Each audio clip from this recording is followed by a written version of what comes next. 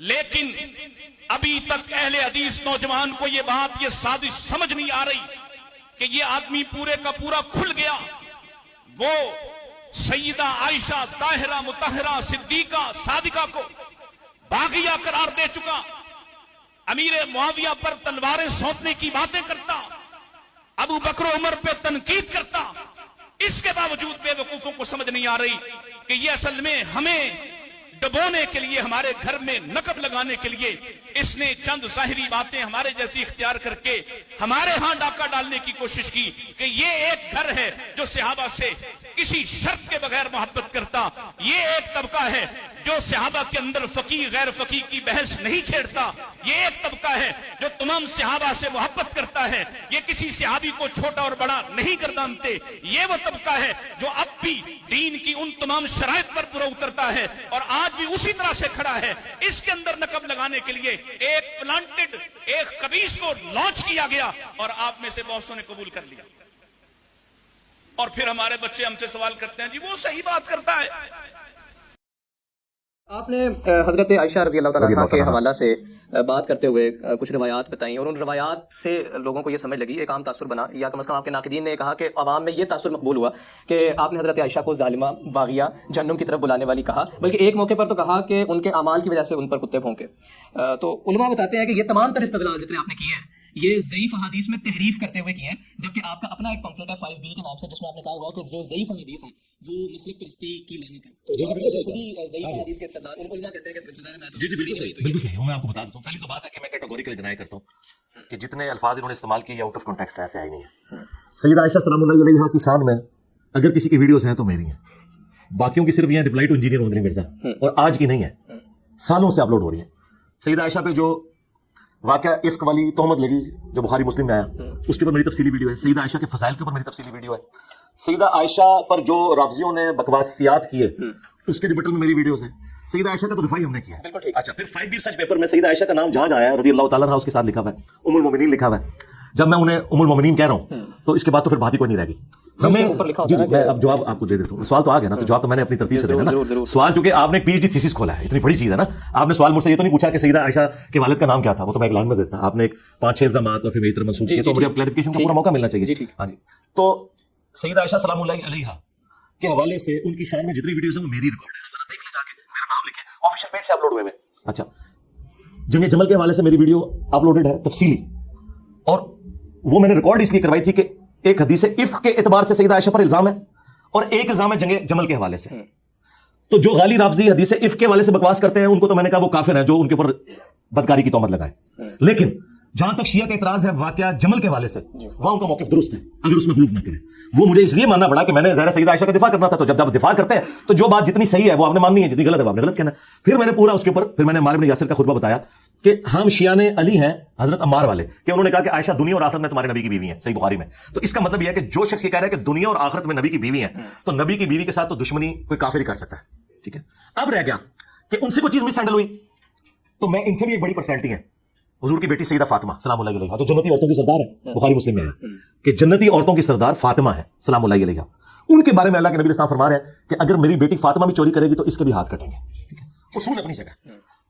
اب سیدہ عائشہ کے حوالے سے جو ہمارا موقف ہے وہ جنگ جمل کے حوالے سے، اور وہ ہمارا ذاتی موقف. میں جواب دے رہا ہوں، بیچ میں آپ تب بولیں گے جب میری بات مکمل ہو جائے. میں بولنے بھی نہیں دوں گا. اس کی وجہ یہ ہے کہ آپ کے دماغ میں جو باتیں ہیں نا اور ہمارے مخالفین کے دماغ میں جو باتیں ہیں اور جو آنے والے شیاطین کے دماغ میں بھی آئیں گی، میں نے ان باتوں کے بھی جواب ریکارڈ کرا دیے ہیں. لیکن چونکہ اب آپ نے پوچھا تو میں اس کو کلیریفائی کروں گا. دیکھیں یہ 1-1.5 منٹ پھر ضائع ہو جاتا ہے، جب آپ بولنے لگتے ہیں نا وہ پھر 1.5 منٹ اس میں ضائع ہو جاتا ہے، رب ٹوٹ جاتا ہے. تسلی سے سنیں، کوئی انشاءاللہ نہیں شارٹ نہیں ہو سکتا. شارٹ کرنا آپ کوشچن نہیں کاٹ دیں. چلیں آپ اتنا بڑا بلیم آپ نے لگایا نہیں، اب تو آپ کوشچن کر چکے ہیں تو آپ تسلی کریں گے. دیکھیں شارٹ تو تب آپ کہنا کہ جب میں کہہ رہا ہوں کہ میرے پاس ٹائم نہیں ہے، میں تو بیٹھا ہوں اس کے لیے.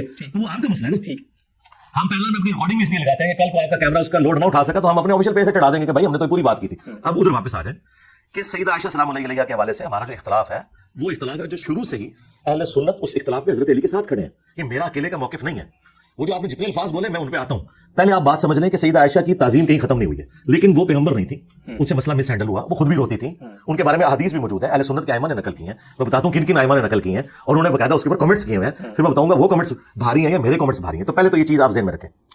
اب یہ ان کا کہنا کہ میں نے انہیں کہا کہ ظالمہ ہے، باغیہ ہے، جہنم کی طرف بلانے والی ہیں. پہلے تو میں شکریہ ادا کروں گا کہ میرے الفاظ صحیح کوٹ کیے کہ ہم حضرت علی کے جو مخالفین جماعت ہے انہیں جہنم کی طرف بلانے والی جماعت کہتے ہیں, جہنمی جماعت نہیں کہتے, کیونکہ وہ عمل جہنم کی طرف لے جانے والا ہے. یہ ضروری نہیں ہے کہ جو عمل بھی جہنم کی طرف لے جانے والا ہو اس کا الٹیمیٹ انجام جہنم ہو.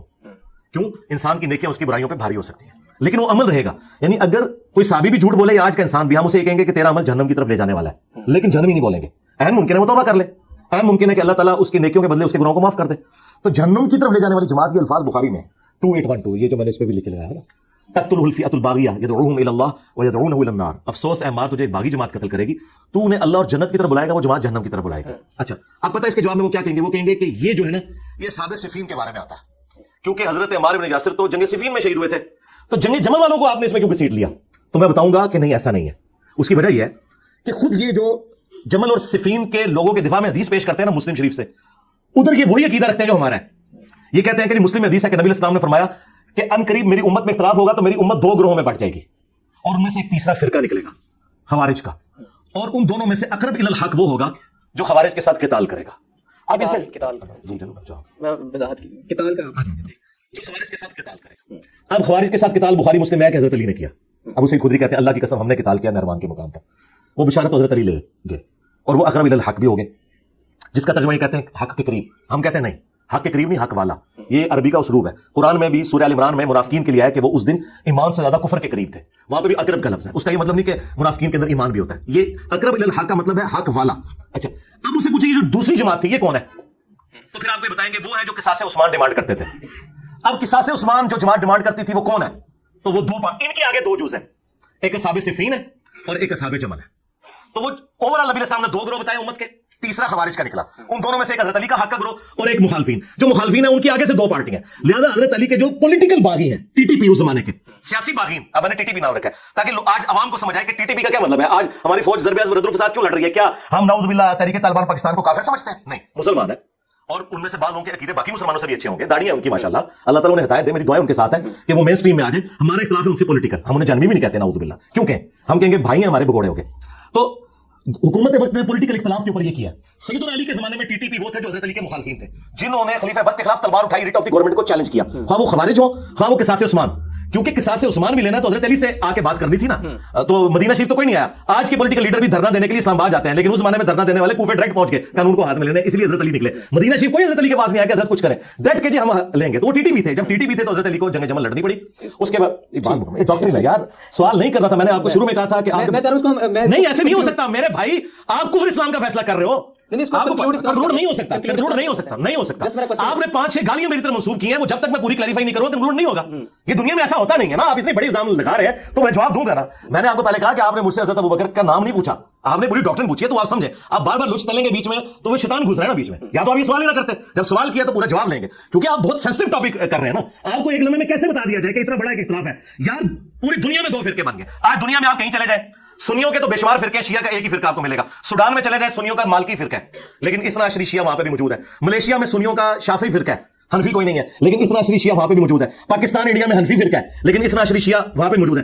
دنیا میں فرقے ہی 2 ہیں, سنی شیعہ. اتنی بڑی دراڑ ہے, اور اس کی بنیاد یہی ہے کہ قصاص عثمان کے نام کے اوپر حضرت علی کے ساتھ دھوکہ بازی کی گئی. تو آپ اس کو چھوٹا ٹاپک سمجھ لیں گے, چھوٹا ٹاپک نہیں ہے, یہ اس کے ساتھ جڑا ہوا ہے. تو میں نے وہ آپ کو بات اس لیے, میرا یہ سوال نہیں تھا نا, میں اس لیے آپ کو اس پر روک رہا ہوں بار بار, کہ میرا سوال یہ تھا کہ جو آپ کے ناقدین ہیں یا دیگر علماء کرام ہیں وہ یہ کہتے ہیں کہ آپ نے جن احادیث کی بنیاد پر کہا وہ ضعیف ہے. آپ اس کا جسٹ آنسر یہ کیجیے کہ وہ ضعیف, آپ انہیں ضعیف سمجھتے ہیں, ان کو ان احادیث کو یا ان روایات کو, یا نہیں سمجھتے؟ کیونکہ وہ تو کہتے ہیں ضعیف احادیث میں بھی تحریف کی گئی. تو میں صرف یہ چاہ رہا ہوں کہ آپ اپنا یہ موقف دے دیجیے کہ وہ روایت نہیں. ایک منٹ, آپ نے کہا کہ آپ حضرت عائشہ کو باغیہ ظالمہ. میں سوال ریپیٹ کر دیتا ہوں. میرا اتنا ٹائم ضائع کیوں کروایا پھر؟ میں ریپیٹ کر نہیں, اس طرح نہیں ہوتا بھائی, آپ بھگتو گے. ٹھیک ہے, جب ٹی ٹی پی کو چھیڑا تو ٹی ٹی پی تو پھر ننگی ہوگی. ٹھیک ہے, آپ اپنے چینل سے ہٹاؤ, میں اپنے چینل سے چڑھاؤں گا.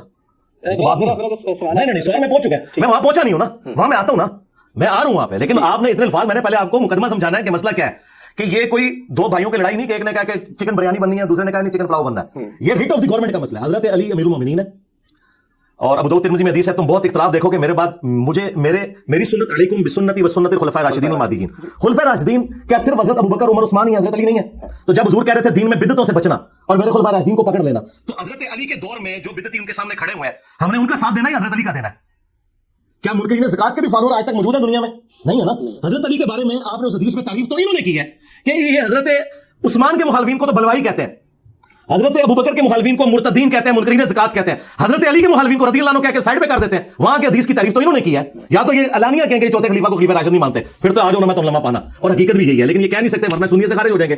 تو یہ دو نمبری تو انہوں نے کی ہے کہ انہوں نے 3 خلفائے راشدین تک تو حدیث مانی ہے, چوتھی پہ آ کے یہ پھر کہتے ہیں جی مشاجرات ہیں, نہ ڈسکس کریں. حضرت عثمان کے مخالفین بھی صلح حدیبیہ کے صاحب ہیں, وہاں مشاجرات نہیں آتی ہے. تو آپ اس بات کو سمجھیں, اتنا سادہ معاملہ نہیں تھا. اور ٹی ٹی پی اس زمانے کی حضرت علی کو اس لیے جنگ لڑنی پڑی کہ قرآن میں ہے کہ جب مسلمانوں کا کوئی گروہ باغی ہو جائے اس کے خلاف قتال کرو. تو حضرت علی نے اس قرآن کی سورہ حجرات کی آیت پہ عمل کیا. نمبر 2, مسلم حدیث ہے جو خلیفہ وقت کی بیعت کے بغیر مرا وہ جاہلیت کی موت مرا. حضرت علی کے مخالفین جنہوں نے حضرت علی کی بیعت نہیں کی ہے, حدیث کے تحت وہ جاہلیت کی موت مریں گے کیونکہ انہیں خلیفہ وقت کو نہیں پہچانا. اچھا, اگر اس پہ بھی رہتے تو خیر تھا. انہوں نے تلوار اٹھائی ہے. سعد ابن عبادہ نے حضرت ابوبکر عمر کی بیعت نہیں کی. ہم کبھی ان کو کہتے جاہلیت پہ مرے ہیں. کیوں؟ انہوں نے تلوار بھی نہیں اٹھائی. انہوں نے پارٹی اور جتھے بنا کے تلواریں اٹھائیں. ہزاروں صحابہ قتل ہوئے حضرت علی کی وجہ سے نہیں, مخالفین کی وجہ سے. انہوں نے جتھا بنایا نا. اب اگر دونوں طرف سے پارٹیاں کھڑی ہوں اور اس میں کچھ لوگ مارے جائیں تو مجرم تو وہ ہوتا ہے جس نے بغاوت کی ہے. اب آخری بات جس کی طرف آپ آنا چاہ رہے تھے, جو حدیثوں کی حدیثیں بھائی میں نے بخاری مسلم سے پیش کی ہیں.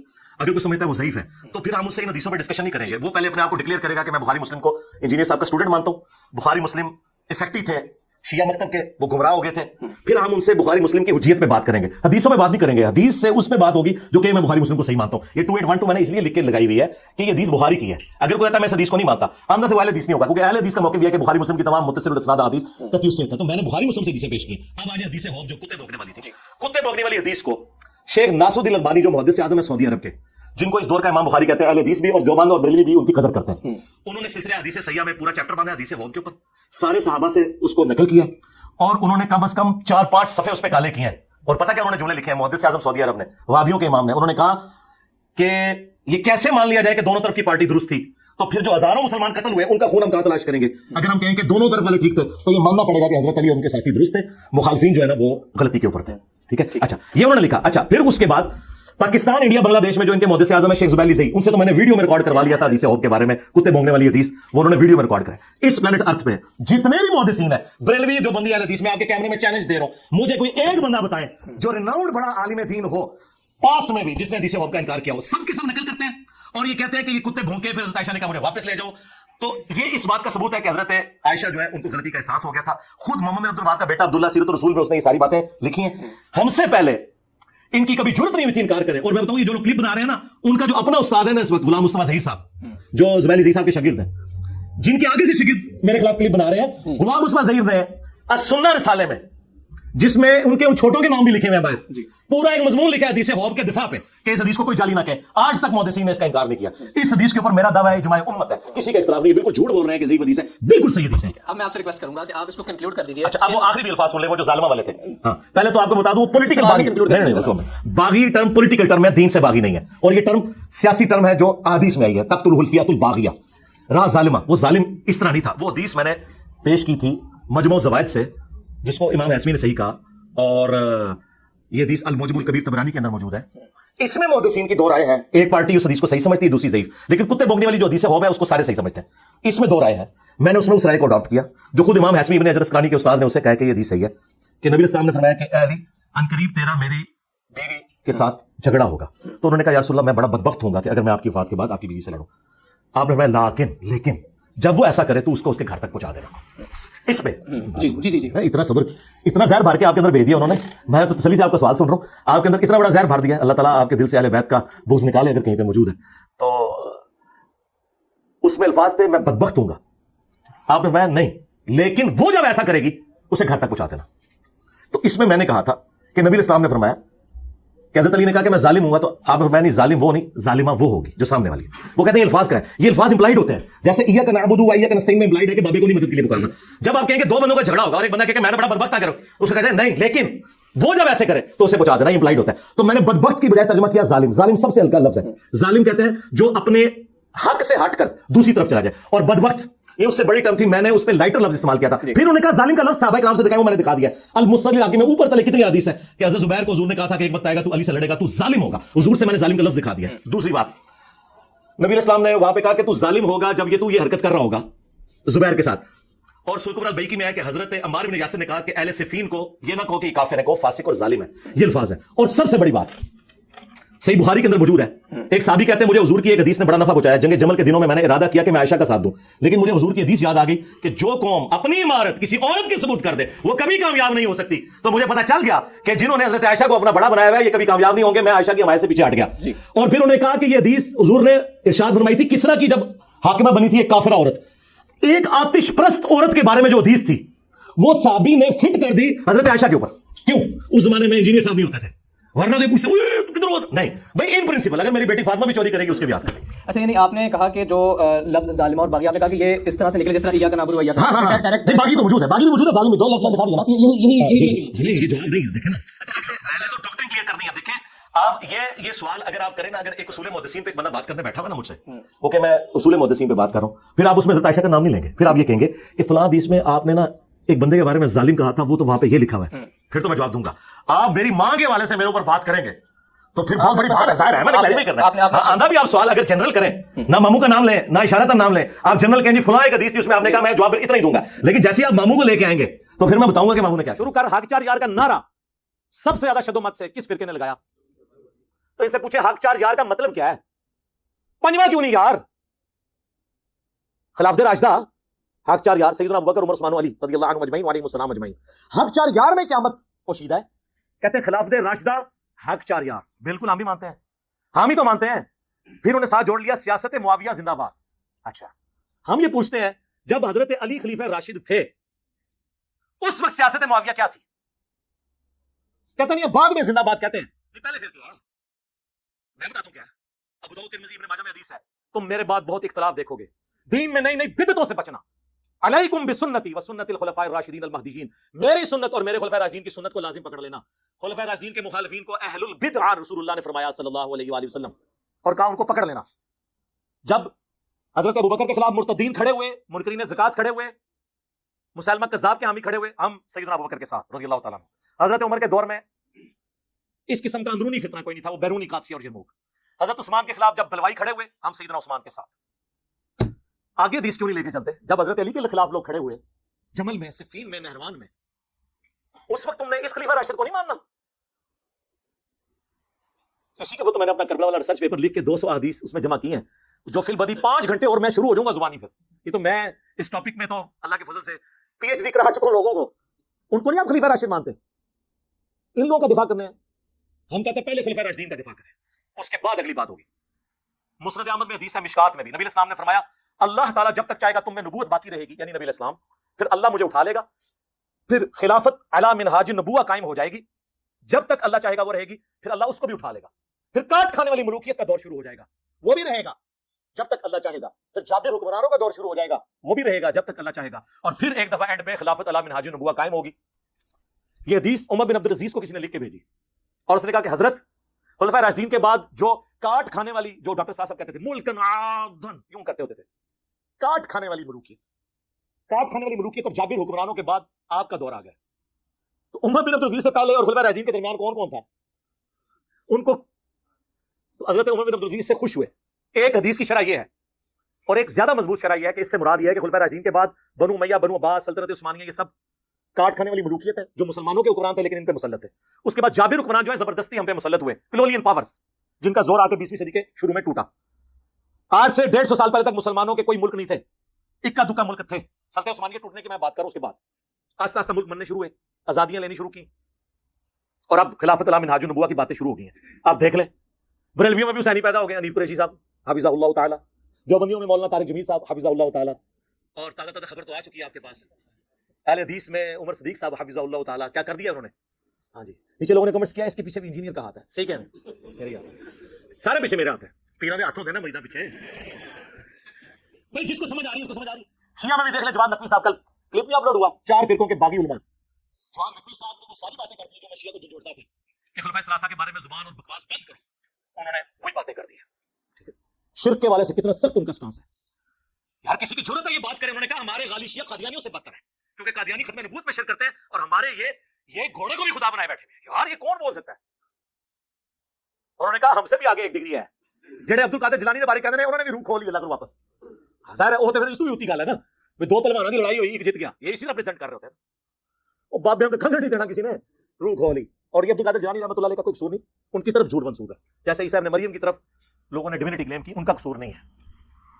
تو یہ حضرت معاویہ رضی اللہ تعالیٰ کے بارے میں ہمارا ان کو, یار ہم صحابی مانتے ہیں انہیں, یہ کوئی چھوٹی بات ہے, ہم انہیں صحابی مان رہے ہیں, ہم کہہ رہے ہیں ان پہ گالی گلوچ نہ کریں. ہمارا اختلاف ہے کہ رسول اللہ کیا فرما کے گئے ہیں صلی اللہ علیہ وسلم. مسند احمد کی حدیث سن لی, ابو داؤد ترمذی میں حدیث ہے, نبی اسلام نے اس کا بریک اپ بھی دیا ہے.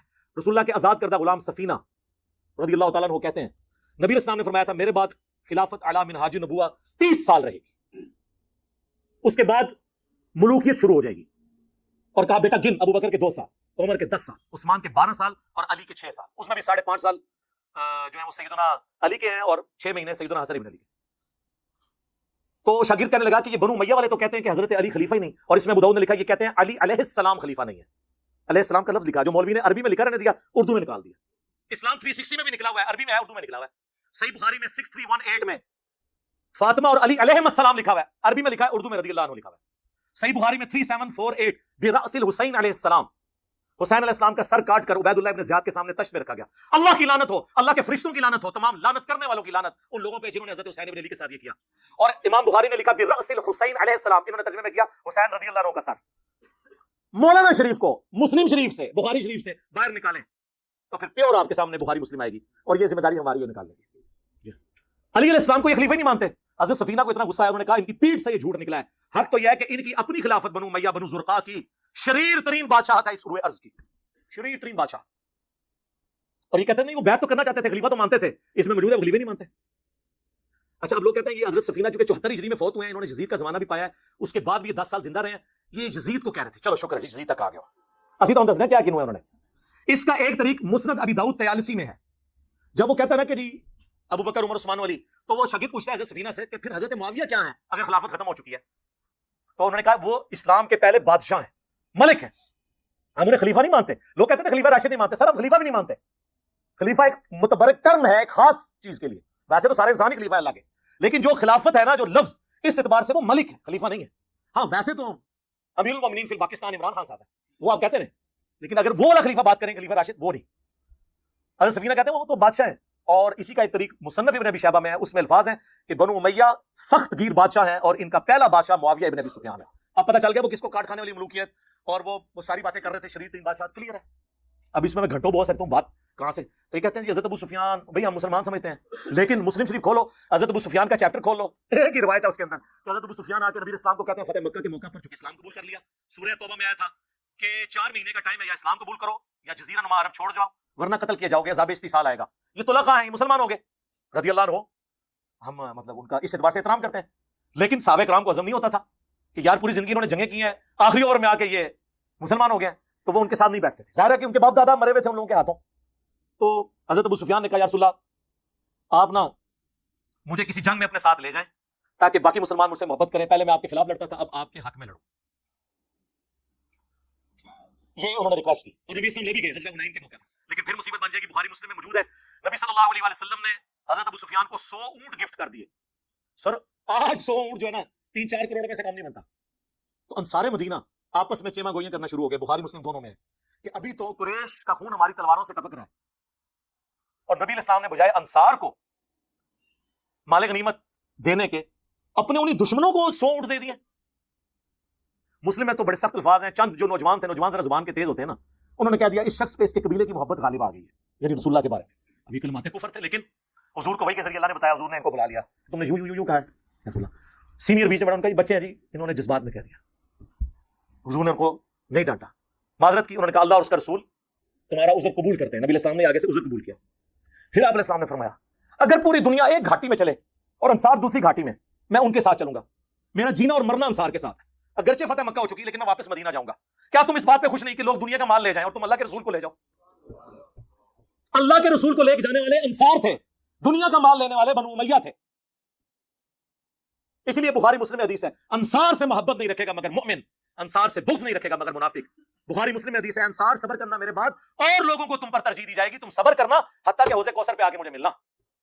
حوض کوثر پہ کیا ہوگا؟ سحقن سحقن لمن غیر بعدی, ان پر پھٹکارو, ان کو مجھ سے دور کر دو جنہوں نے میرے بعد میرا دین بدل دیا. وہ اصحابی والی حدیث جو انہوں نے امتی بنا دی ہوئی ہے, امتی والی حدیث اللہ تعالیٰ نے, صحابی علی اللہ نے. اور پھر ٹاپک اور طرف چل پڑے گا. اسی مسلم کی حدیث میں حضرت ابو سفیان نے کہا یا رسول اللہ ایک تو مجھے جنگ میں لے جائیں, دوسرا میرا یہ بیٹا جو معاویہ ہے یہ کتابت جانتا ہے, آپ اسے اپنا کاتب رکھ لیں, جس سے انہوں نے کاتب وحی نکالا ہوا ہے. اور راوی حدیث کہتے ہیں کہ ابو سفیان اگر حضور سے یہ ریکویسٹ نہ کرتا, حضور خود سے ان کو یہ کبھی یہ چیزیں نہ دیتے, کیونکہ وہ جو راوی تھا نا اس نے میری ویڈیوز دیکھی ہوئی تھی. ظاہر یہی کہہ دیں گے یہ لوگ, ان کا اس لیے کہ حضور کی یہ عادت تھی کہ آپ انکار نہیں کسی کو کرتے تھے. کاتب رکھوا لیا, ایک کاتب وحی اس طرح بھرتی ہوئی ہے سفارشی, اسی طرح ہی ہوئی ہے نا, اور اس میں کاتب کے الفاظ ہیں, کاتب وحی کے نہیں ہے. صحیح مسلم میں ایک اور حدیث ہے, نبی علیہ السلام نے ابن عباس سے کہا کہ معاویہ کو بلاؤ, میں اس سے کتابت کروانا چاہتا ہوں, وہاں بھی کاتب وحی نہیں ہے. ایک دفعہ گئے, واپس آ گئے, انہوں نے کہا میں کھانا کھا رہا ہوں, دوسری بار تیسری بار, کتنا کھانا کھانا تھا, پھر نبی علیہ السلام کی مبارک زبان سے الفاظ نکلے, خدا اس کا پیٹ نہ بھرے. بس یہ زبان سے نکلنے والی بات. وہ کہتے ہیں مسلم شریف میں حدیث ہے کہ اگر میں کسی کو بدعا دوں تو اللہ اس کو دعا بنا دینا. سر ایسی کوئی حدیث نہیں ہے, اس کے ساتھ الفاظ ہیں اگر اس بدعا کا اہل نہ ہو تو دعا بنا دینا, اگر اہل ہے تو وہ بدعا ہی بنے گی. جی جن کو دعائیں لگی ہوئی ہیں نا وہ پتہ ہے ہمیں. بخاری مسلم حدیث ہے, انس بن مالک کہتے ہیں مجھے حضور نے کثرت اولاد کی دعا دی تھی, میں 100 سے زیادہ پوتے پڑ پوتے اپنے ہاتھوں سے دفنا چکا ہوں, اتنی میری اولاد ہوئی ہے. 120 سال کی عمر میں آلموسٹ فوت ہوئے ہیں وہ. اس زمانے میں تو 15-20 سال کی عمر میں شادی ہو جاتی تھی. تو جن کو اولادیں ملی ہوئی ہیں نا, وہ دعاؤں کا اثر بخاری مسلم میں موجود ہے. ادھر آپ دیکھ لیں, آپ کتاب الاوائل اٹھا لیں ابن ابی عاصم کی, اس میں انہوں نے لکھا ہے کہ پہلا شخص, بلکہ مصنف ابن ابی شیبہ میں موجود ہے, پہلا شخص اس امت میں جنہوں نے بیٹھ کے خطبہ شروع کیا وہ حضرت معاویہ رضی اللہ تعالیٰ عنہ تھے, کیونکہ ان کا پیٹ بہت بڑھ گیا ہوا تھا دعا کی وجہ سے. میں تو دعا ہی کہوں گا نا, میں بدعا تو نہیں کہہ سکتا. پھر دلائل النبوہ امام بیہقی کی وہ کتاب ہے جس میں 3,500 حدیثیں یہ ہیں کہ نبی علیہ السلام کی پروفیسیز اور مستقبل کی خبریں صحیح ثابت ہوئی ہیں. عمار کو باغی جماعت قتل کرے گی, یہ حدیث بھی وہ لے کے آئے, اور بھی کئی حدیثیں, اور وہ یہ حدیث بھی لے کے آئے کہ ابن عباس والی جو حضور نے بھیجا تھا بلاؤ اس کو, میں نے اس سے کتابت کروانی ہے. چوتھی دفعہ آپ نے فرمایا خدا اس کا پیٹ نہ بھرے, اور اس کے آگے لکھا ہے کانا یکتب الوحی, وہ وحی لکھا کرتے تھے. یہ واحد جگہ ہے دلائل النبوہ جہاں وحی کے الفاظ ہیں, باقی ہر جگہ کاتب کے ہیں, خطوط لکھنے والا. اور یہ بس اتنا ٹکڑا اٹھاتے ہیں کانا یکتب الوحی, آگے لکھا ہے وہ حدیث کا راوی کہتا ہے کہ حضور کی یہ پیش گوئی پھر پوری ہوئی اور پوری زندگی حضرت معاویہ کا پیٹ نہیں بھر سکا. یہ سال لکھا ہوا ہے کانا یکتب الوحی کے. اور دوسرا میں ان سے معصومانہ سوال کرتا ہوں, دلائل النبوہ میں حضور کی پیش گوئیاں ہیں جو مستقبل میں پوری ہونے والی ہیں, اس حدیث میں کون سی پیش گوئی تھی جو پوری ہوئی ہے؟ یہ حدیث اس کتاب میں کیا کر رہی ہے کہ خدا اس کا پیٹ نہ بھرے, جب تک کہ پیٹ نہ بھرا جائے تو یہ پیش گوئی پوری, اور وہ ساتھ راوی نے کہہ دیا. اب جب یہ ہم باتیں بتاتے ہیں کہتے ہیں یہ بولتا ہے, یہ میں بول رہا ہوں. امام بیہقی کو رافضی, امام مسلم کو امام بخاری کو. امام مسلم میں تو مسلم کے مقدمے میں لکھا ہے میں عوام الناس کے لیے حدیثیں لکھ رہا ہوں, اور یہ حدیثیں مسلم میں ہے. ہم سب و شتم کی بات کرتے ہیں تو وہ مسلم میں ہے. 6229 بخاری میں کچھ حصہ ہے اس کا کہ بنو مروان کہا کرتے تھے, ممبروں پہ بلا کے لوگوں کو, صحابہ کرام کو مجبور کرتے تھے کہ حضرت علی پہ لعنت کرو. الفاظ ہے لعن اللہ و بالتراب, نعوذ باللہ. یہ کہتے ہیں سب کا مطلب تنقید ہوتا ہے. لعنت کے الفاظ مسلم میں موجود ہیں, مسلم میں موجود ہے. حضرت سعد بن ابی وقاص کو مجبور کیا گیا, انہوں نے انکار کیا. اس پہ میرا لیکچر حضرت معاویہ 15 امام اہل سنت کی نظر میں, یہ میری ویڈیو آپ 2-2.5 گھنٹے کی دیکھیں, طبیعت آپ کی صاف ہو جائے گی. تسی بیٹھے کتے ہو, وہ باہر نکلو تو پتہ ہی نہیں دنیا بدل چکی ہے. خلفائے راشدین کے خلاف بغاوت کرنے والوں کو نبی علیہ السلام نے باغی کہا ہوا ہے. بخاری مسلم دونوں میں حدیث ہے. باقی صاحب ایک ایک پتھر اٹھا کے لا رہے تھے. عمار ابن یاسر نے 2 پتھر اٹھائے ہوئے تھے مسجد نبوی کی تعمیر کے دوران. 60 سال کی عمر, آلموسٹ 50 سے 60 کے درمیان, 2 پتھر اٹھائے ہوئے. حضور نے اپنے مبارک ہاتھوں سے داڑھی اور سر سے مٹی کو صاف کر کے کہا, اے عمار تو دین کے لیے اتنی خدمت کر رہا ہے, تجھے باغی جماعت قتل کرے گی, تو انہیں اللہ اور جنت کی طرف بلا رہا ہوگا, اور وہ جماعت تجھے آگ کی طرف, دوزخ کی طرف بلا رہی ہوگی. تو حضرت عمار نے کہا اللہ میں اس فتنے سے تیری پناہ میں آتا ہوں. لیکن آزمائش تو ہونی تھی. ہم پوچھتے ہیں کس رضی اللہ عنہ نے, کس رضی اللہ عنہ کے کہنے پر عمار رضی اللہ عنہ کو قتل کیا؟ بتاؤ. امیر معاویہ کانفرنس کر رہے ہو, کرو 100 دفعہ کرو. عمار ابن یاسر کی بھی کانفرنس کر, بتاؤ لوگوں کو. اور اس جنگ نے کلیئر کر دیا کون حق پہ ہے. مسند احمد میں 4 حدیث میں نے اپنے ریسرچ پیپر میں ڈالی ہیں, اینڈ تک میں تعارف کراؤں گا. ہوتا فری, پوری دنیا جانتا ہے, تسی بھی لے لینا, ایسے سارے فری ملے گا انشاءاللہ. مسند احمد میں حدیث موجود ہے, ابو الغادیہ ایک صحابی تھا صلح حدیبیہ کا, اس نے عمار کو قتل کیا. مسند احمد میں یہ حضرت عمر بن عاص کانپتے ہوئے آئے, حضرت معاویہ سے کہا کہ وہ تو عمار قتل ہو گیا, حضور نے فرمایا تھا باقی جماعت قتل کرے گی. تو حضرت معاویہ نے کہا تو اپنے پیشاب میں پھسلتا ہے, خود لوگوں کو بتا رہا ہے یہ بات, ہم نے اس کو مارا, نہ علی لے کے آتا نہ وہ قتل ہوتا. پھر مولا علی نے بھائی پھکی دی تھی, انہوں نے کہا پھر حمزہ دا قاتل رسول اللہ سن, نہ رسول اللہ لے کے آندے نہ حمزہ قتل ہوندا. ایک تو کیڑی گل کیتی ہے. پھر مسند احمد میں یہ عمار کا قاتل اور مال لوٹنے والا جہنم کی آگ میں, اس کی وجہ سے ابو الغادیہ روتا تھا. عبداللہ بن عمر بن عاص کہتے ہیں میں بیٹھا تھا تو 2 بندے حضرت عمار کا کٹا ہوا سر لے کے اور آپس میں لڑ رہے تھے, منو نام دیو, منو نام دیو. تو وہ کو لے کے گئے سن نا جس کو نام لینا سی. تو عبداللہ بن عمر بن عاص کہتے ہیں تم ایک دوسرے کو چھوڑ دو, ایک دوسرے پہ ڈال دو بات, کیونکہ میں نے رسول اللہ سے سنا تھا عمار کا قاتل اور مال لوٹنے والا جہنم کی آگ میں ہے. ہاں تو اسی دوسرے کے کھاتے جی پاؤ بھائی, نکل جاؤ جو. حضرت معاویہ نے کہا پھر تو ساڈے نال کی پہ لینا ہے. انہوں نے کہا میں تیرے نال ضرور ہوں, لیکن میں نے آپ کے ساتھ مل کے علی کے خلاف کبھی جنگ نہیں کی, کیونکہ میرا باپ آپ کا حامی ہے اور مجھے حضور نے کہا تھا کہ اپنے باپ کی خدمت کرنا, میں اس کی وجہ سے رکا ہوں عمر بن عاص کی وجہ سے, ورنہ میں تم لوگوں کی اس ایکٹیویٹیز میں حصہ نہیں ہوں. ابن جرسقانی نے کہا کہ وہ نا حضرت ابو الغادیہ چونکہ صلح حدیبیہ کے صحابی ہیں, ان کو فضیلت کفایت کر جائے گی. صحیح مسلم کی حدیث کہ جنہوں نے درخت کے نیچے میری بیعت کی ان کو آگ نہیں چھوئے گی. تو شیخ البانی جو اس دور کے امام بخاری ہیں ایٹ لیسٹ اہل حدیث کے نزدیک، البانیہ کے تھے، سعودیہ میں آئے پھر یہاں سے بھی نکل گئے، محدث اعظم سعودیہ، انہوں نے سلسلہ حدیث صحیحہ میں 2008 نمبر میں انہوں نے حدیث میں انہوں نے کہا بڑی مشکل تعویل کر رہے ہو، جب رسول اللہ نے خاص مار دیا عمار کے قاتل کے لیے تو صلح حدیبیہ والی فضیلت اس سے اٹھ چکی ہے.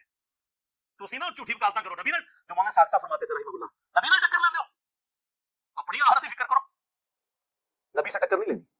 یار یہ اتنا کچھ ہے بیان کرنے کو، آپ لوگوں کو تو پتہ ہے، آپ لوگ سنتے رہتے ہیں، یہ تو مطلب اس کا اینڈ ہی نہیں ہونا. میں کہاں کیا کیا چیزیں بیان کروں، مسلم شریف سے، بخاری شریف سے، نہ ختم ہونے والی چیزیں. اب میں آپ کو اصول برکت کے لیے، چونکہ بابوں کو بہت مانتے ہیں، ان کے بابوں کا حوالہ آپ کو مجھے زبانی مجھے بہت کچھ یاد ہے. بخاری مسلم کی جو حدیث ہے قتل مار والی، اس کے اوپر حنفیوں کے امام حنیفہ کے بعد چند جو بڑے بزرگ ہیں ان میں سے علامہ بدر الدین عینی ہے، المتوفی 855 ہجری، جنہوں نے بخاری کی شرح لکھی ہے عمدۃ القاری، جس طرح فتح الباری لکھی گئی ابن حجر اسقلانی کی المتوفی 852، ایک زمانے میں دونوں ہوئے ہیں، حنفی ان کو مانتے ہیں. انہوں نے قتل مار والی حدیث کے اوپر کمنٹس کیے کہ اس حدیث کے بعد جو لوگ یہ کہتے ہیں نا کہ حضرت معاویہ کی پارٹی کو ایک اجر ملے گا چونکہ وہ اجتہادی خطاب پہ تھے اور حضرت علی کو 2 اجر، تو میں ان سے کہوں گا کہ اجر کس بات کا؟ جب یہ کلیئر ہو گیا کہ عمار کو ایک باغی جماعت قتل کرے گی، اس حدیث کے باوجود حضرت معاویہ نے قتل عمار کے بعد بھی اپنی غلطی نہیں مانی، تو اجر کس بات کا؟ کیا حضرت معاویہ اس پہ خوش نہیں ہے کہ انہیں برابر چھوڑ دیا جائے؟ یہ علامہ عینی لکھ رہا ہے، میں نہیں. وہ کہنا ہے بھائی جی بچ جائے، یہ بڑی گل ہے، تسی دفاع کرنا آئے ہو، جاؤ اپنا کتابیں جا کے پڑھو، وہ پڑھ کے آؤ یار، کوئی علم حاصل کرو. تو انہیں پتہ ہی نہیں ہے کہ کیا کچھ لکھا ہوا ہے. اس سے بھی بڑھ کر ملا علی قاری، کتنا بڑا نام ہے، 1014 ہجری میں فوت ہوئے. انہوں نے مرقہ لکھی ہے، مشکات کی شرح، دنیا میں اس طرح کی شرح کسی نے لکھی، حنفی عالم ہے. انہوں نے قتل مار والی حدیث کے کانٹیکسٹ میں لکھا کہ حضرت عمار کے قتل کے بعد یہ کلیئر ہو گیا کہ حضرت علی کی جماعت حق پہ تھی اور حضرت معاویہ کی جماعت باغی جماعت ہے. لیکن پھر انہوں نے کہا لیکن افسوس کی بات ہے کہ حضرت معاویہ نے قتل مار کے بعد بھی اپنے اس معاملے پہ رجوع نہیں کیا اور قتل عثمان کو اپنی ڈھال بنا لیا، جبکہ وہ اپنے دل میں خلافت کی خواہش، دنیا کی خواہش چھپائے ہوئے تھے اور ڈھال قتل عثمان کو بنائے ہوئے تھے. کون؟ ملا علی قاری.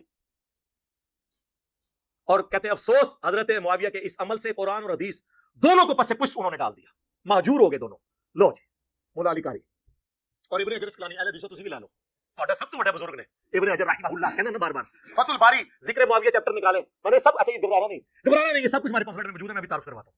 اس میں انہوں نے لکھا ہے کہ حضرت امام بخاری، امام نسائی، امام حاکم تینوں اس بات کے قائل تھے، اور امام اسحاق بن راہوی، چاروں امام، کہ حضرت معاویہ کی فضیلت میں سوائے صحابی کے کوئی حدیث ثابت نہیں، اور یہ جتنی حدیثیں ہیں یہ موضوعات شریف میں آتی ہیں گڑی ہوئی.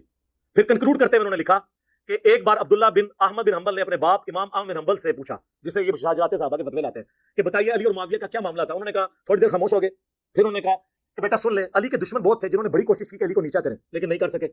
تو پھر یہ ایک اس شخص کی فضیلت بنانا شروع ہو گئے جو ان سے جنگیں کر چکا تھا، اور اس کے بارے میں یہ فضائل بیان کرنے شروع کر دیے. ابن حجر یہ لکھ کے کہتے ہیں کہ احمد بن حنبل یہ بتانا چاہ رہے ہیں یہ سب کہانیاں ہیں، کہانی شریف ہے، موضوعات شریف، گڑھی ہوئی شریف میں سے ہیں. اتنا کچھ احادیث کی کتابوں میں موجود ہے. فی البدی میں بیان کرنا شروع کروں تو یعنی 3-4 گھنٹے اور لگ جائیں گے. میری کئی ویڈیوز ہیں وہ آپ دیکھ لیں. میں آپ کو اینڈ پہ نا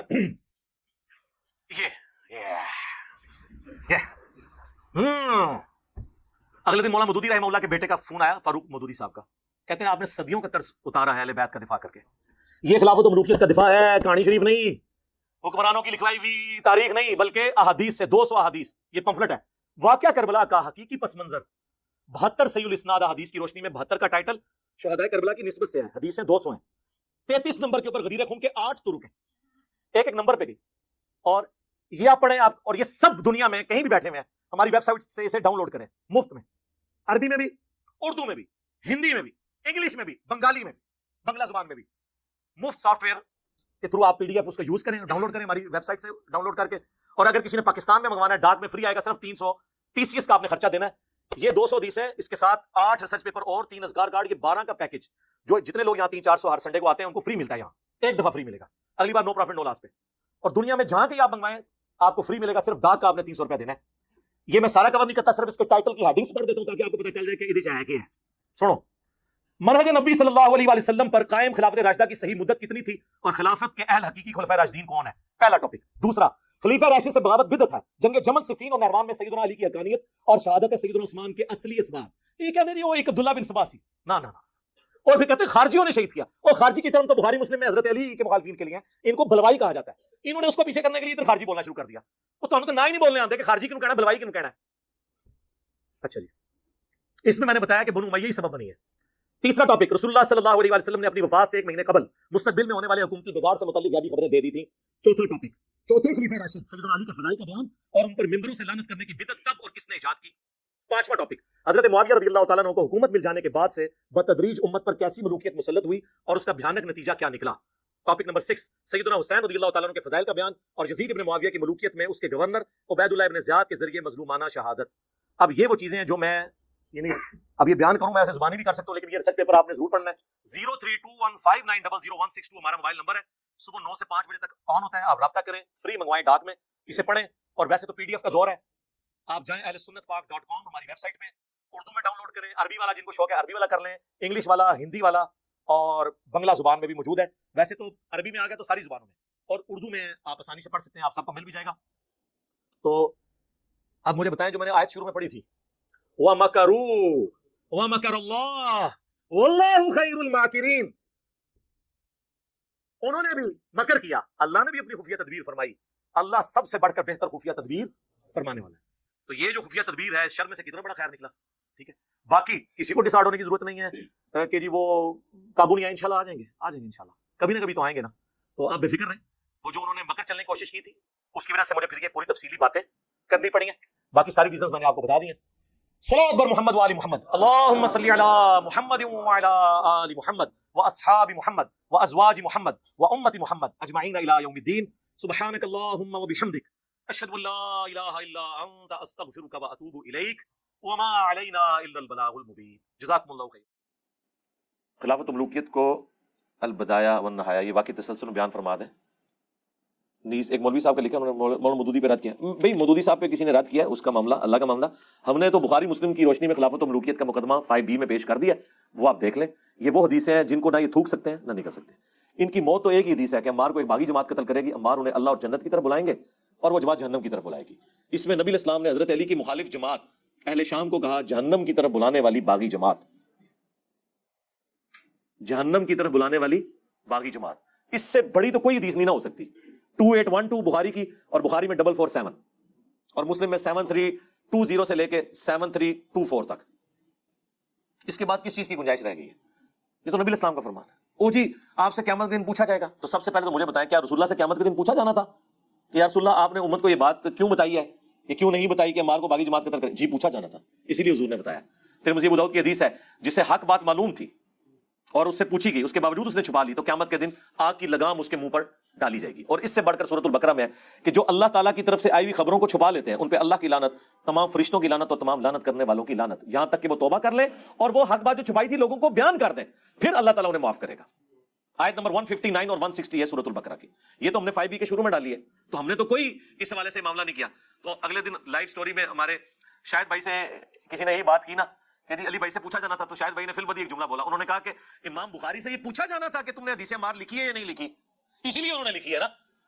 یہ تو امام بخاری سے پوچھو کہ حدیث مار کیوں لکھی، کہ حضرت صاحب آپ سے پوچھا جانا تھا کہ آپ نے حضور کی حدیث لکھی ہے کہ نہیں، اس لیے آپ نے ڈر کے لکھ دی. یقیناً پوچھا جانا تھا اسی لیے لکھی. تو ہم تو بیان کر رہے ہیں، ہم تو ڈاکی ہیں. اور امام بخاری تو شاہی کوئی نہیں، یہ تو رسول اللہ کا فرمان ہے. میرے خیال میں جو حدیث مار سے بھاگتے ہیں نا وہ اپنے ایمان کی فکر کریں. وہ رسول اللہ پر تہمت لگا رہے ہیں. رسول اللہ سے بڑھ کر کوئی نہیں تھا اپنے صحابہ کا دفاع کرنے والا. اگر اللہ کے نبی یہ لحاظ نہیں کر رہے تو سرکار، میں تو کہتا ہوں اہل صفین قبروں سے نکل آئے نا، اور وہ آ کے کہیں حدیث مار بیان نہ کرو. اور ان نکلنے والوں میں حضرت معاویہ رضی اللہ تعالیٰ عنہ، عمر بن عاص رضی اللہ تعالیٰ عنہ اور مغیرہ ابن شعبہ رضی اللہ عنہ مجمعین ہی کیوں نہ ہو، تو ہم انہیں کہیں گے نہ سر رکو ذرا، صبر کرو، ہم نے تمہارا کلمہ نہیں پڑھا، ہم نے کلمہ اس کا پڑھا ہے جس کی قبر مدینے میں ہے. بس تو تواڈے مولویاں دے 20 لاکھ سانوں کی تنگ کرن گے، تسی جنہاں دا دفاع کر رہے ہو بھی باہر نکلنا سی، انہوں نے بھی گل مننی. اور اس سے بڑھ کر ہم انہیں ساتھ یہ بھی کہیں گے کہ حضرت ہماری قسمت اچھی ہے کہ ہم آپ کے زمانے میں نہیں، ورنہ آپ کے اوپر تلوار ہم سونت لیتے مولا علی کے حق میں. اور آپ کی قسمت اچھی ہے کہ آپ ہم سے بچ گئے، لیکن اب ہم اپنی زبان تو کم از کم کھولیں گے. اس زمانے میں تو ہم نے تلوار بھی اٹھا لینی تھی. تو اب آپ تلوار سے بچ گئے لیکن زبان سے نہیں بچیں گے، اس لیے کہ رسول اللہ نے فرمایا. رسول اللہ سے ٹکر نہیں. وہ مولانا صاحب والی گل کہ نبی نے ٹکر لے لواں میں، نہیں، یہ نہیں ہو سکتا. وہ انہوں نے ایک دفعہ ٹویٹر کے اوپر بھی آج سے 2 سال پہلے ٹرینڈ چلایا تھا کہ انجینئر صاحب کہتے ہیں میں اس زمانے میں ہوتا تو حضرت طلحہ زبیر کے اوپر تلوار اٹھا لیتا، حضرت معاویہ کے اوپر تلوار اٹھا لیتا. یار میں نے یہ بات کی تھی، میں نے تو بات کچھ اور کی تھی. جو تمہارا بھی عقیدہ ہے اس عقیدے کے اوپر تو مجھے ٹانٹ نہ کرو. میں نے یہ کہا تھا کہ خلفائے راشدین کے حق میں ہم ان کے مخالفین کے اوپر تلوار اٹھا لیتے اگر اس زمانے میں ہوتے. ذاتی تو کوئی دشمنی نہیں ہے، یہ تو ایک پیورلی علمی گفتگو ہو رہی تھی. کیا یہ لوگ اس زمانے میں ہوتے تو حضرت ابوبکر صدیق رضی اللہ تعالیٰ عنہ کے ساتھ مل کر ان کے مخالفین پر تلوار نہ اٹھاتے؟ منکرین زکات کوئی کافر تو نہیں تھے نا. حضرت عمر تو انہیں کافر نہیں سمجھتے تھے. بخاری مسلم میں ہے کہ یہ نمازیں پڑھتے ہیں. صرف زکات کے معاملے میں انہوں نے ایک ڈیویشن کی ہے نا. لیکن حضرت بکر نے کہا کہ جو نماز اور زکات میں فرق کرے گا میں اس کے خلاف قتال کروں گا. اور پھر ان میں سے اکثر لوگ طائب بھی ہو گئے. پیورلی علمی ڈسکشن ہو رہی تھی. اس میں یہ بات کر رہا تھا کہ اہل سنت کا منہج یہ ہے کہ خلفائے راشدین کے ساتھ کھڑے ہونا ہے ان کے مخالفین کے خلاف اور خلفائے راشدین کا ساتھ دینا. اور ظاہر ہے اس میں جب جنگ ہوگی تو آپ تلوار بھی اٹھائیں گے. اس میں کون سی گستاخی والا معاملہ ہو گیا؟ اس کا مطلب ہے کہ کیا حضرت علی رضی اللہ تعالیٰ عنہ گستاخی کر رہے تھے حضرت معاویہ کے خلاف تلوار اٹھا کر؟ اپنی عقل بھی استعمال کرتے ہو کہ نہیں؟ تم نے ہمیں بتایا تھا جامعہ ترمذی میں ابو داؤد میں حدیث ہے تم میرے بعد بہت اختلاف دیکھو گے. دین میں نئی نئی بدعتوں سے بچنا. میری اور میرے خلفائے راشدین کی سنت کو داڑھوں سے پکڑ لینا مضبوطی کے ساتھ. علیکم بسنتی وسنت الخلفاء الراشدین المہدیین. نبی اسلام کہہ رہے ہیں جب اختلاف ہونا تو خلفائے راشدین کا ساتھ دینا. تم نبی سے ٹکر لے رہے ہو. خلفائے راشدین کون ہے؟ وہ بھی ابو داؤد اور ترمذی میں موجود ہے. حضرت سفینہ جو رسول اللہ کے آزاد کردہ غلام ہے صلی اللہ علیہ وآلہ وسلم, انہوں نے حدیث روایت کی ہے کہ نبی اسلام نے فرمایا میرے بعد خلافت اعلی منہاج النبوہ 30 سال تک رہے گی. اور پھر انہوں نے فرمایا بیٹا گن, ابو بکر کے 2 سال, عمر کے 10 سال, عثمان کے 12 سال اور علی کے 6 سال, اور 6 میں بھی 5.5 سال حضرت علی کے ہیں اور 5-6 مہینے سیدنا حسن ابن علی کے ہیں. تو بیٹا کہتا ہے کہ یہ بنو امیہ کے لوگ بنو زرقاء تو علی علیہ السلام کو خلیفہ ہی نہیں مانتے. امام ابو داؤد نے لکھا علی علیہ السلام, اور یہ بھی لکھ دیا کہ یہ خلیفہ نہیں مانتے. یہ کہتے نہیں قصاص عثمان تھا.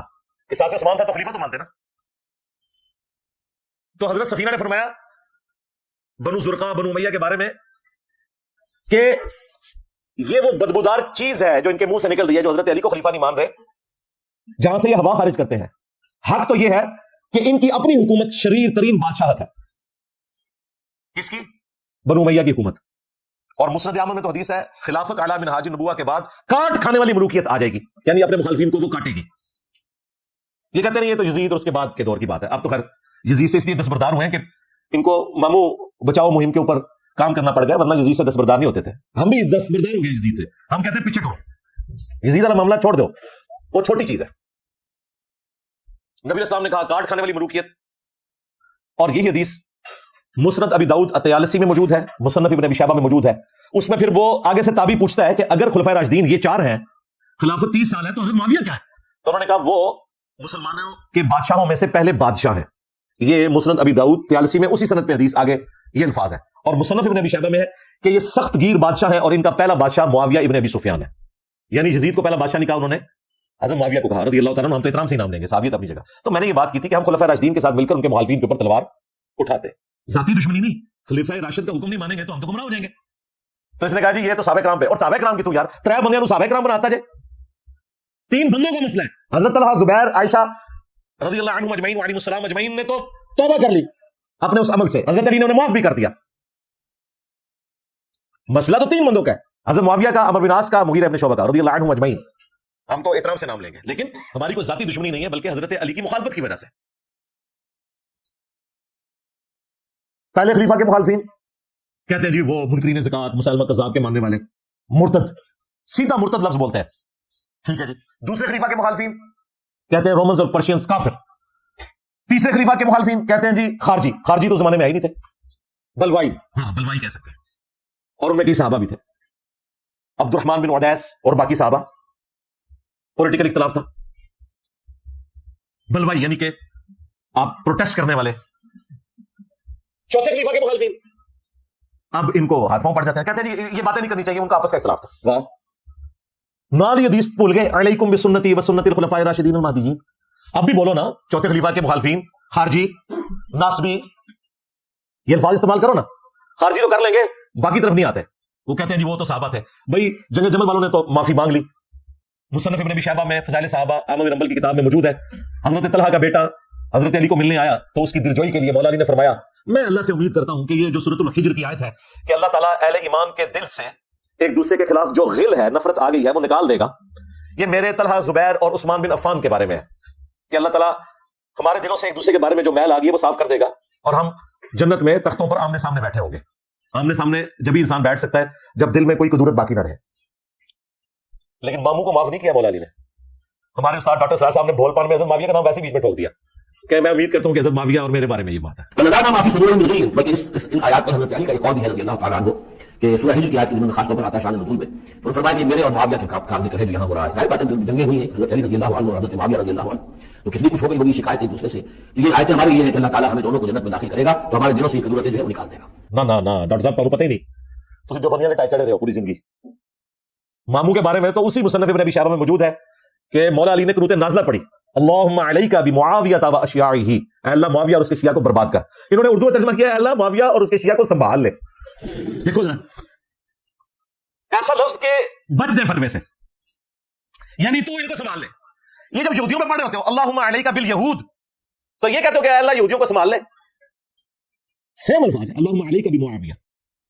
سنبھال سے مراد اگر کرنا بھی ہے تو یہ ہے کہ انہوں نے لپیٹا مار, تباہ برباد کر, یہ وہ والا سنبھال ہے. لو سنو, میں بھی استعمال کرتا ہوں نا, یہ لو میری دلیل سنبھالو. قنوت نازلہ پڑھی ہوئی ہے اور اسی مصنف ابن ابی شیبہ میں موجود ہے. مولا علی سے پوچھا گیا کہ جو آپ کے مخالفین ہیں یہ صفین میں آئے تھے, ان کے بارے میں آپ کیا کہتے ہیں؟ تو مولا علی نے کہا میں اللہ سے امید کرتا ہوں کہ اللہ تعالیٰ انہیں بھی معاف کر دے گا. اچھا اتنی روایت بیان کرتے ہیں بریلوی دیوبندی اہل حدیث, کہتے ہیں انجینئر صاحب لے کے بیٹھے ہوئے مولا علی تو معاف کر دیا. نہ, آگے پڑھ, آگے لکھا ہے قیامت کے دن یہ معاملہ میرے اور معاویہ کے درمیان طے پائے گا اللہ تعالیٰ کے حضور. ماموں کو مرتے دم تک مولا علی نے معاف نہیں کیا, اس لیے چونکہ یہ معاملہ قیامت تک پوسٹ پون ہے, لہذا ہمارے ہاں بھی ماموں کے لیے معافی والی گنجائش کوئی نہیں ہے. قیامت کے دن کا معاملہ اللہ کے سپرد. دنیا میں ہم مولا علی کے ساتھ ہیں, مولا علی خلفائے ثلاثہ کے ساتھ چلے, ہم خلفائے ثلاثہ کے ساتھ ہیں. جہاں تلوار اٹھائی وہاں ہماری تلوار آج بھی اٹھی ہوئی ہے زبان کی شکل میں. اس زمانے میں ہوتے تو تلوار اٹھاتے, اور یہ کوئی گستاخانہ بات نہیں تھی, یہ ان کا بھی عقیدہ ہے. امام ابو حنیفہ رحمۃ اللہ علیہ کے مناقب پہ ایک بہت بڑے حنفی اسکالر 8 سے 1100 سال پہلے انہوں نے کتاب لکھی ہے, 340 ہجری میں وفات ہوئے, امام ابو محمد حارثی المتوفى 340 ہجری. انہوں نے امام حنیفہ کے بارے میں نقل کیا, اور یہ بریلوی دیوبندی چھاپ رہے ہیں, عربی میں بھی اردو میں بھی. اپنے شاگردوں سے کہتے ہیں کہ جانتے ہو اہل شام ہم سے کیوں بغض رکھتے ہیں؟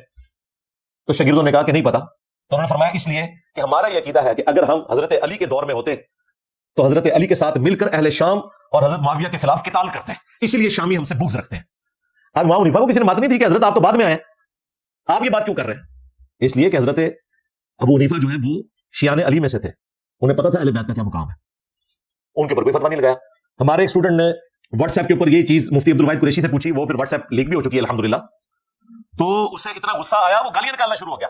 ہمارے اسٹوڈنٹ نے کہا کہ کتابیں آپ چھاپ رہے ہو تو فتویٰ دو نا ان مولویوں کے اوپر جو اس کی حرام کی کمائیاں کھا رہے ہیں, اگر یہ غلط بات ہے تو انجینئر صاحب کے اوپر تو الزام لگاتے ہو. وعلیکم السلام ورحمۃ اللہ وبرکاتہ. مفتی صاحب اصل بات یہ ہے کہ یہ جو کتاب ہے نا یہ مرزا صاحب نے پرنٹ نہیں کیا, پہلے تو یہ بات.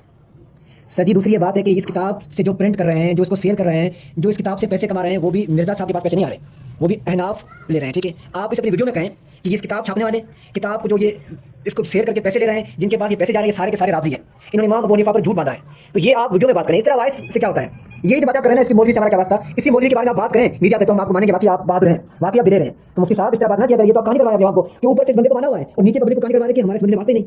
کتاب آپ لوگ چھاپ رہے ہیں, ترجمے آپ لوگ کر رہے ہیں اس کتاب کے, اور اس کتاب کی پرنٹ کر کے اس کو سیل کر کے پیسے بھی لے رہے ہیں. تو یہ تو دگنی پالیسی ہوئی نا کہ باہر سے پیسے کماؤ, اس کتاب کو اپنا کتاب مانو, اور اندر سے کہہ دو اس کتاب سے ہمارا واسطے نہیں ہے. تو یہ کہانی کروانا بند کریں. مفتی صاحب یہ جملے آپ نے وائس کر کے کو بھیجے نا, یہی جملے آپ ہمیں بتائیں ویڈیو میں کہ میرا اس کتاب لکھنے والے سے کوئی تعلق نہیں, اور جو اس کتاب کو جس نے لکھا وہ راضی, اس کے بعد جس نے یہ کتاب لکھا جس نے امام ابو حنیفہ کی طرف جھوٹ منسوخ کیا وہ یعنی بدگمان شخص. یہ الفاظ آپ استعمال کریں جو آپ مرزا صاحب کے بارے میں الفاظ استعمال کرتے ہیں نا, وہی الفاظ آپ اس مولوی کے بارے میں استعمال کریں ویڈیو میں, تو پھر ہم دیکھتے ہیں کہ آپ کا کیا اثر کرتے ہیں علماء دیوبند. ٹھیک ہے بیٹا, انہیں کہو زیادہ بک کرنے کی ضرورت نہیں ہے, بات کرنی ہے تو امام حنیفہ ثابت کرو. آپ میں بھی تمہاری طرح 2 نمبر ہوں گے نا, کسی نے چاہیے کسی نے کمایا, کسی نے نہیں کمایا, کیا کیا کیا نہیں کیا, وہ جانور تم لے لو. ہم سے بات کرنی ہے ہمارے امام کا نام لینا, تمہارے امام کی کتاب دکھاؤ, اللہ اللہ اور سلام. اگر ہمارے امام کی ڈائریکٹ کتاب نہیں ہے, اس کے شاگرد نہیں ہے, تو اپنے ابا کو اپنے جیب میں رکھو. آپ یہ بات ہے نا تو انشاءاللہ تعالیٰ آپ کو علماء جو بھی بات ہے آپ کی کتاب ثابت ہے یا نہیں. اور سر جی یہ تو چھوٹی بات ہے, اس سے آپ آگے جائیں. مولا علی قاری کے فتاویات موجود ہیں, بدر الدین عینی کے فتاویات موجود ہیں, کس کس سے آپ جان چھڑائیں گے مفتی صاحب؟ آپ سب کو کہیں گے کہ یہ چیزیں بھری ہوئی ہیں, آپ نے 2 نمبر باتیں کی ہیں. تو میرے بھائی یہ کوئی علمی بات نہیں ہے, یہ اپنے عوام کو کوئی اور کہانی کروانی ہے اور دوسروں کے سامنے کوئی اور رویہ رکھنا ہے. تو اب عوام لکھ پڑ چکی ہے مفتی صاحب, اس کا یہ کہانی آپ نہیں چلے گی. آپ یہ نہیں جملہ بیان کیا کہ یہ کتاب ثابت نہیں ہے 2 نمبر, تو یہی آپ کیمرے میں بات اگل دیں تو ہم کہیں گے ٹھیک ہے مفتی صاحب آپ ٹھیک ہے, ہم اس سے رجوع کرتے ہیں. ٹھیک ہے مفتی صاحب. ہم کرتے ہیں چوہے کو بلی کی طرح بھیگی بلی بن کے اندر جاتا ہے. دیکھو باہر نکل, شرم نہیں آتی بے غیرت انسانوں کو, بے حیا کو, اس مرزے کو دل میں چھپا کے بٹھایا ہوا ہے, اس میں غیرت نام کی کوئی چیز ہے تو وہ آئے نا علماء کے سامنے. تو یہ ان کا طریقہ واردات ہے, صرف مجھے ولنریبل کرنے کی کوشش کرتے ہیں. لیکن آپ کو پتا ہے میں نے تو علمی دلائل کے اندر مقابلہ کرنا ہے, اور بالکل کسی کو کوئی کلین چٹ نہیں دینی. جو زیادتی کرے گا وہ جواب لے گا اور نقد لے گا, ادھار نہیں ہے. ہاں میں نے آخرت کے دن کے لیے نہیں رکھی ہوئی یہ چیزیں, یہ دنیا میں ہی طے کروں گا آپ کے ساتھ انشاءاللہ تعالیٰ, کیونکہ آج تو ہم ڈیسائیڈ کر سکتے ہیں نا کہ امت آج جو خلافت کے اوپر بات کرتے ہیں بتاتے کیوں نہیں ہے کہ خلافت توڑی کس بندے نے؟ خلافت کی پیٹ میں چھڑا کس نے گھونپا ہے؟ تحریک خلافت چلا سکتے ہیں وہ اس لیے نہیں کریں گے کہ اللہ معافی دے آپ اپنے کار کھورا نکل آئے گا، اس لیے نہیں بات کرتے. اور وہ بڑے بھائی ان کے ابتسام صاحب کہتے ہیں جی انجینئر صاحب کو چاہیے کہ وہ یہ کہیں کہ میں اس زمانے میں ہوتا نا تو میں صلح کروا دیتا. تو یہ صلح کرا دیتا نا حضرت عثمان اور بلوائیوں کے درمیان. لو سامو ادھر کیوں نہیں بولتے ہو کہ صلح کروا دیتا میں حضرت ابوبکر اور منکرین زکات کے درمیان؟ کتنی ان کو بری لگے گی یہ بات، لگتی ہے نا بری. صلح کروا دیتا، صلح کروا دیتا. اور سورہ الحجرات میں آیا کہ مسلمانوں کا اگر کوئی گروہ باغی ہو جائے اس کے خلاف قتال کرو یہاں تک کہ وہ توبہ پر آمادہ ہو. قرآن بھی تمہیں ہم نے پڑھانا ہے. اور سورۃ النساء میں آیا یا ایھا الذین آمنوا اطیعوا اللہ واطیعوا الرسول واولی الامر منکم، اطاعت کرو اللہ کی، اس کے رسول کی اور اپنے حاکم کی. تو حاکم وقت کی اطاعت یہی ہے کہ اس کے ساتھ مل کر اس کے مخالفین کے اوپر آپ نے تلوار اٹھانی ہے جب وہ تلوار اٹھانے کا کہے گا. صلح کروا دیتا. قرآن بھی نہیں پڑھا، حدیث بھی نہیں پڑھی، گلا سنوائے نہ دیا. وہ جی بخاری مسلم میں حدیث ہے کہ جب دو مسلمان آپس میں لڑے تو قاتل اور مقتول دونوں جہنمی ہیں. اچھا اس کا کیا مطلب ہے؟ تم یہ کہنا چاہ رہے ہو کہ حضرت علی اور ان کے مخالفین دونوں جہنم گئے؟ نعوذ باللہ. بونکو نا جو بونکنا ہے نکالو نا اس میں سے. اس حدیث کو لے کر وہ کہتے ہیں حضرت ابوبکر رضی اللہ تعالیٰ عنہ بھی جنگ سے پیچھے ہٹ گئے تھے اسی وجہ سے. بھائی ان کی اجتہادی غلطی ہے. حضرت اسامہ بن زید کی اجتہادی غلطی ہے، انہیں حضرت علی کا ساتھ دینا چاہیے تھا. لیکن اس کا یہ قطعاً مقصد نہیں ہے کہ یہ حدیث فٹ کی جائے حضرت علی اور ان کے مخالفین کے اوپر. یہ وہ لڑائی ہے جو ذاتی بنیاد پہ ہو کہ کوئی مسلمان دوسرے مسلمان کو لسانیت کی بنیاد کے اوپر، جداد کے جھگڑے کے اوپر، کسی فرقہ وارانہ اختلاف کے اوپر قتل کر دیں، وہ جہنمی ہے. لیکن جب خلیفہ وقت باغیوں کو چلتا ہے تو خلیفہ وقت کہاں سے جہنمی ہو گیا بھائی؟ بات ہی کچھ اور تھی اور یہ پکڑ کے حدیث کو اٹھا کے کہاں سے کہاں لگا دیتے ہیں. خلیفہ وقت کے لیے وہ پھر آیت ہے سورۃ الحجرات والی کہ مسلمانوں کا گروہ باغی ہو جائے تو اس کے خلاف قتال کرنا ہے.